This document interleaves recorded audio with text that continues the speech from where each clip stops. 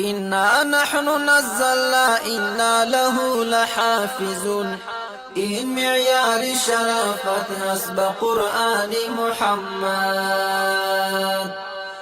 أرمغان محمد حسن حسان محمد لقد أعجب العالم. السلام علیکم ورحمت الله وبرکاته.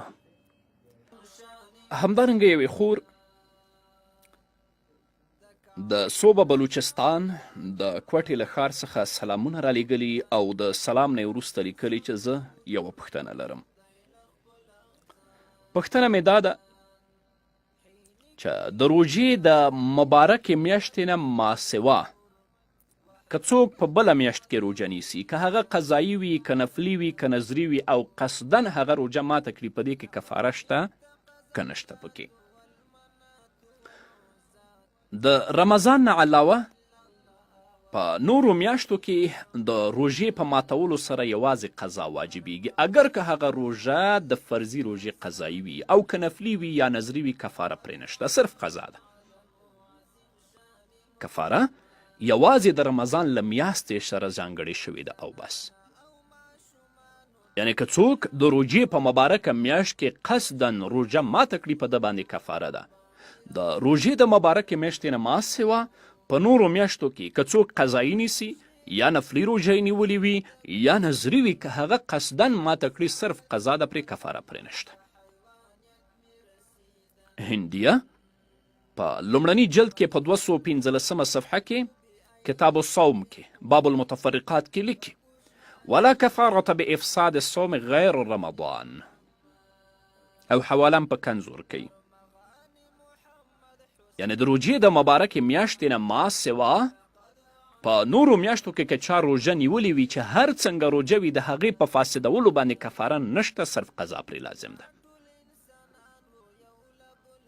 همدارنګه هدایه په لومړني جلد کې 219 صفحه کې باب ما یفسد الصوم کې او قاضي خان په لومړني جلد کې 103 صفحه کې په 5 فصل کې الفصل الخامس فی ما یفسد الصوم کې لیکي الكفارة تعلقت بجناية الإفطار في رمضان على وجه الكمال. دا کفاره تعلق نیسي د افطار هغه جنایت سره چې دا ترسره شوی وي د روژې په مبارکه میاشت کې. یعنې که څوک د روژې په مبارکه میاشت کې قصدن افطار وکړي، جنایت ترسره کړي، دا به کفاره ادا کوي.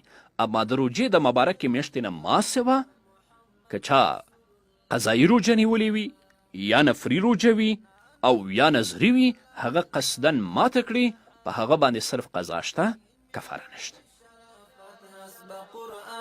محمد أرمغان محمد حسن حسان محمد لقد أعجب العالم عظيم شان محمد د کعبې له شاوخوا نه تورته ولوبوتان هر انسان به و جوړ کړي خدای له خپل ځان. حینک این رسالت محمد آمد ظهور وحدانیتی الله گرفت در دل ها تقرور.